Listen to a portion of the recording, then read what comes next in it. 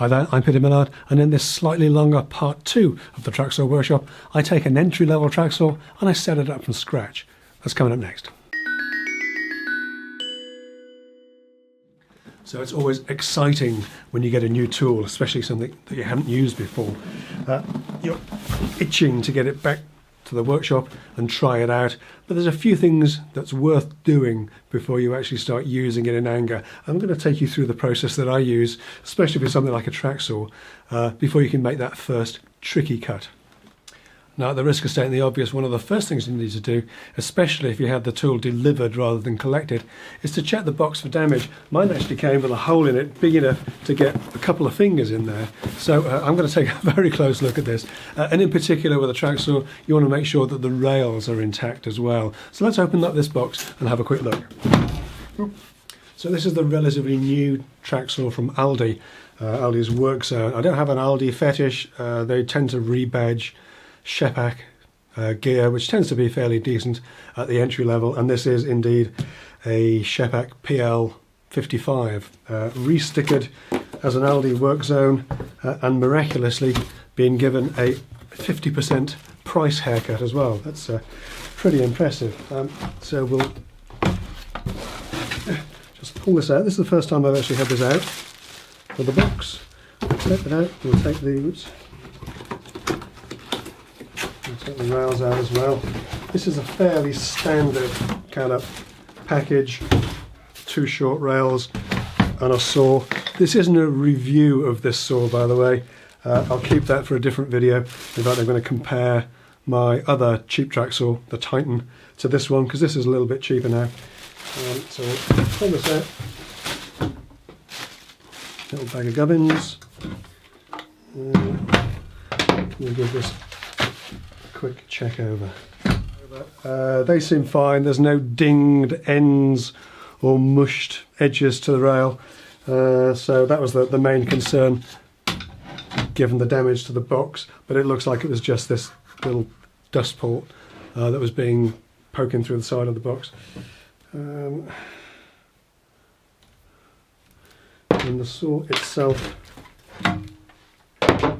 seems to be in perfectly good shape.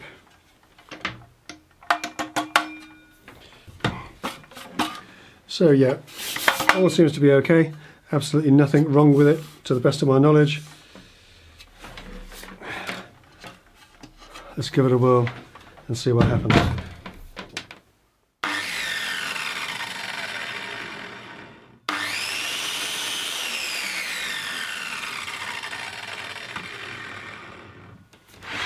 Yeah, none of your fancy pants soft start on this thing, but yes, we can say that's definitely running.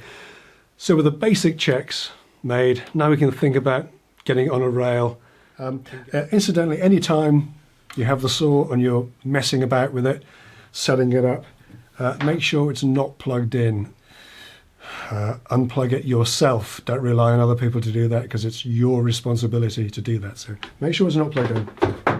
And the first thing we have to do with the tracksaw is to get this dialed in to the tracks themselves. Now the tracks have this rubber splinter guard, this sort of bit that stays in contact with the material. I've got to say, and again I'll talk more of this when I actually do the review of this saw, this seems very thin on these rails, and it does appear to be kind of curling away, so it'll be interesting to see if that does actually make contact properly with the material that you're cutting, because if it doesn't, then it's not really going to do its job properly.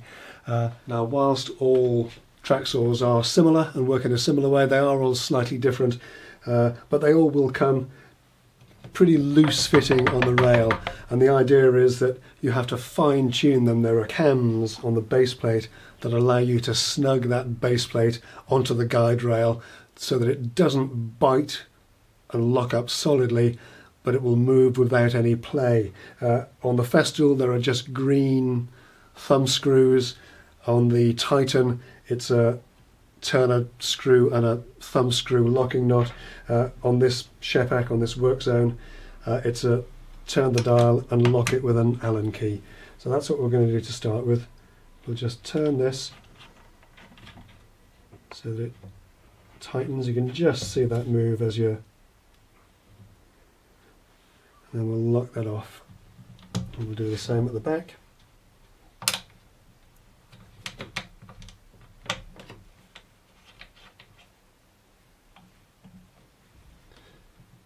And let's see if that's... No, that's actually gone too far. That is locked up solid. Okay, so we need to back that off a little bit.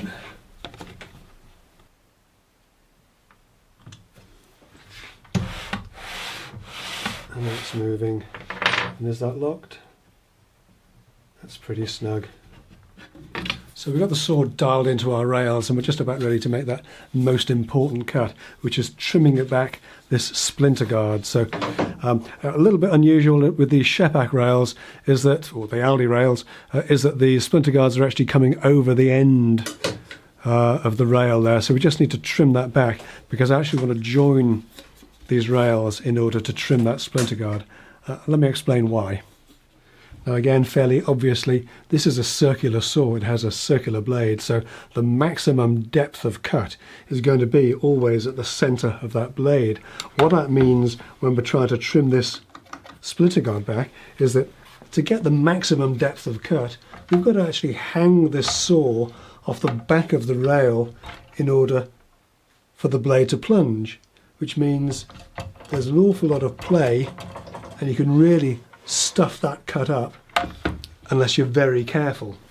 Now this is one of those rare occasions where the entry-level Tracksaw owner is going to have a slightly easier time of it than perhaps the higher end Tracksaw owner, because with the entry-level saws you almost always get two 700mm rails, whereas the higher end saws you end up with a single 1400mm rail, and that is generally a better bet for breaking down sheet goods and that kind of things. But two 700mm rails means that you can join them together, start your splinter guard cut in the center of the rearmost one and then swap them round, and that's what we're going to do in this cut.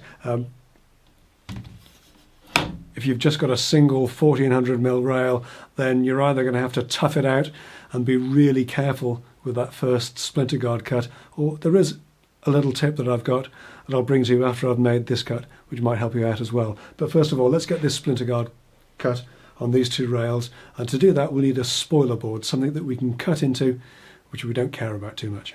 So most saws where you get two guide rails, you'll get a track joining bar as well. Be pretty pointless if you didn't. And it's basically a flat piece of metal with screws in it, and we put half in one side of the rail and just nip it up, and we put half in the other,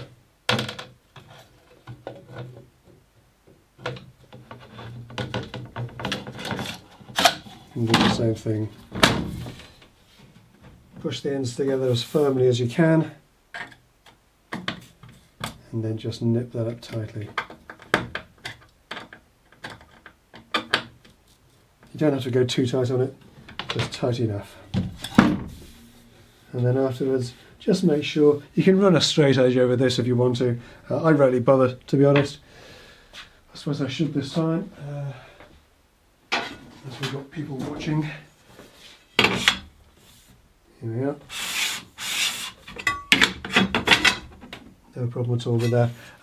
If you join a lot of these together, then it's wise just to run a straight edge over the main joins. And obviously once these are joined, you need to be quite careful with this about how you move it around. So we're just going to pop our spoiler board in place.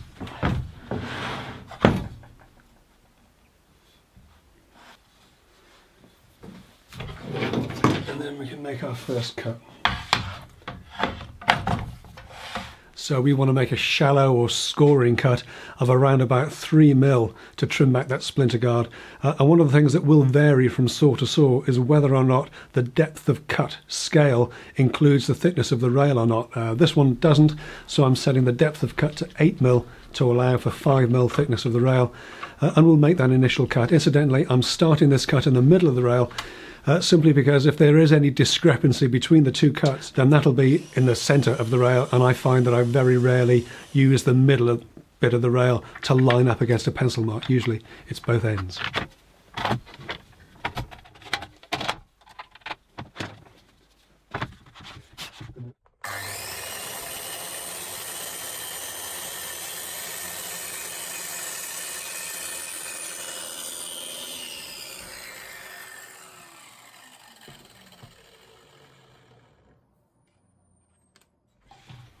And that gives us a nice, clean, straight cut on both rails with no little funny little squiggles at either end. Good and solid. Now, I mentioned earlier there can be a bit of a disadvantage if you do end up with one of the higher end track saws and a 1400 or 1500mm rail that you then need to trim the splinter guard off as your first track saw cut. The pressure's all on you because that's an expensive tool and an expensive rail, and you really don't want to stuff it up. One of the things that I've found useful in the past is just to extend that rib a little bit. But this is just a little bit of hardwood strip wood that I bought from a regular DIY store.